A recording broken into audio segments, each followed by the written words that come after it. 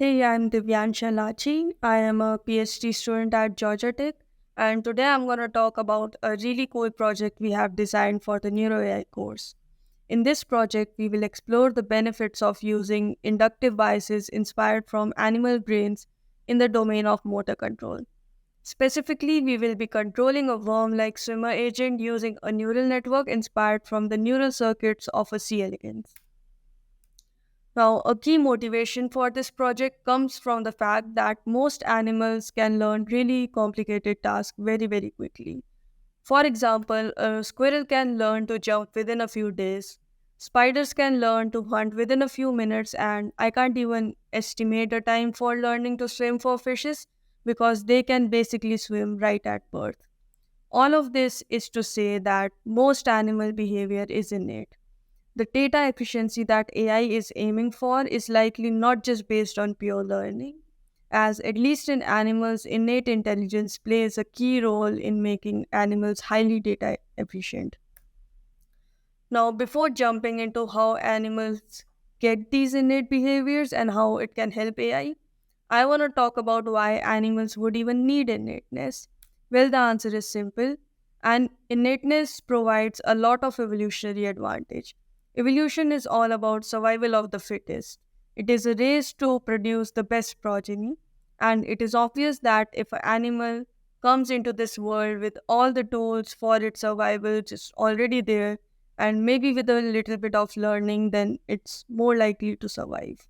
If an animal starts like AI, so just imagine a fish who cannot swim at birth, it will just immediately die. Okay, now on to the question of how animals get these innate behaviors. Innateness implies that most of our brain come, comes pre-programmed, or an idea that's more familiar to an AI audience would be that it's essentially pre-trained. But it's not just a big model with a lot of weights. It's highly structured, organized, and hierarchical. It is very modular, and these modules build upon each other. It's a pre trained model with the capability to keep growing, keep building on each other, and learning. So, we want to build in good inductive biases in our models and not just depend on pure learning to get good performance. A prime example of this approach already benefiting AI are CNNs. Convolutional neural networks were inspired by visual circuitry. The strong inductive biases of spatial locality and weight sharing that they encode have yielded substantial improvements in performance, data efficiency, and parameter efficiency for vision tasks. This project is going to discuss how these simple inductive biases based on neural circuitry can provide an advantage in the domain of motor control. Why specifically motor control though? Well, I think this tweet by David Ha perfectly captures why we and the paper we will talk about picked motor control as the domain to start with. This example clearly demonstrates why learning motor control from scratch is really hard. We have a humanoid agent that is trying to walk. Now, even though it can kind of walk, it does it in a super weird way. It's highly unnatural and it doesn't really work. Now, in this project, we will start with a much simpler worm like agent called as Swimmer. It is available in the DeepMind control suite, and the task of this swimmer agent is to swim.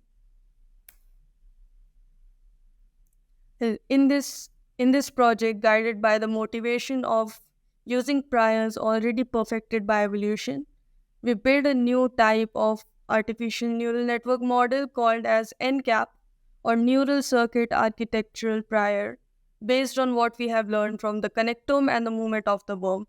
We will then use this model to train a computer simulated swimmer.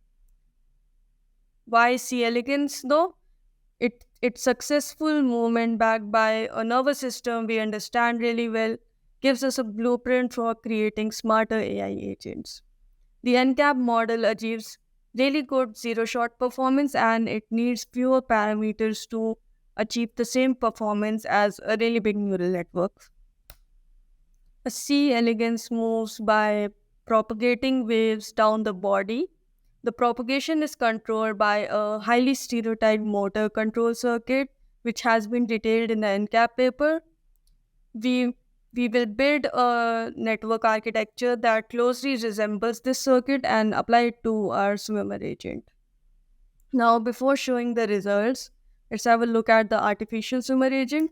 So, the observation space of the model, or in more simple words, this is the information that agent receives from the environment, is the normalized joint positions. Now, based on these joint positions, the swimmer can deduce how it is positioned in the environment at any given moment and produce actions to swim properly. And this will be the input to our NCAP model. Next, the action space. This is defined by the normalized joint force, or the torques. This is what the agent can control based on the observations it got from the environment, and this will be the output of our model. Now, I want you to note that this swimmer agent is a very rough approximation of the worm body. It's from a standard reinforcement learning benchmark, and it was not at all built to approximate a C. elegans body in any way. So it's not obvious that a C. elegans circuit would be very useful in controlling it. Now, we trained the NCAP model on the swimmer agent using various standard reinforcement learning algorithms. The details of the algorithms are not important right now. The thing to notice here is that the NCAP performs really well right at the start of training. It has really good innate performance, which is what we were hoping for. Moreover, the NCAP model achieves the same performance as a MLP asymptotically. Furthermore, the NCAP model has just 4 learnable parameters. This is significantly less as compared to any other MLP model with a similar performance.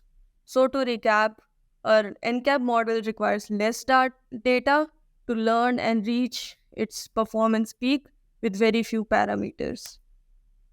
Moreover, when transferring this model to an agent with more number of joints, the performance of NCAP model improves a lot. And this is possibly indicative of the fact that the nematode circuits are evolved for a more segmented body.